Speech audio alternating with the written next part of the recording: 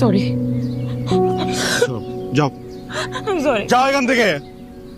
আমি কি করবো আমি বুঝতেছি না, আমি কিছু বুঝতে পারতেছি না। আমাকে আমি আমি বুঝতেছি, আমি জানি না।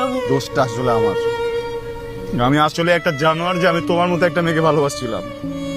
যাও এখান থেকে, যাও এখান থেকে। আমি ঘুমিয়ে যাবো।